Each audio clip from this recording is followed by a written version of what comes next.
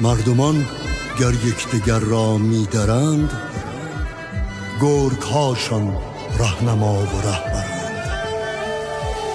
آن ستمکاران که با هم محرمند، گرگ‌هاشان آشنایان همند.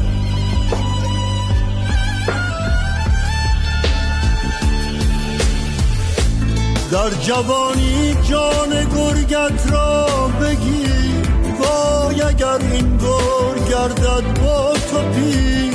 روز پیری گرچه باشی همچو شیر، ناتوانی در مصاف گرگ پیر. هر که گرگش را در اندازد به خاک، رفته رفته می شود انسان پاک.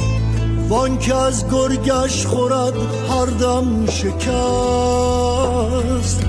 گرچه انسان می نماید گرگ هست.